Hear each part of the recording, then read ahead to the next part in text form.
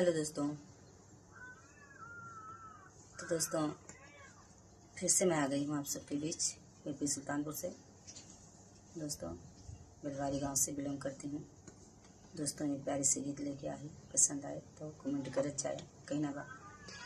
हरी ऊंची ऊंची महालिया लोभाना भैया वीरान, लोभाना भैया वीरान।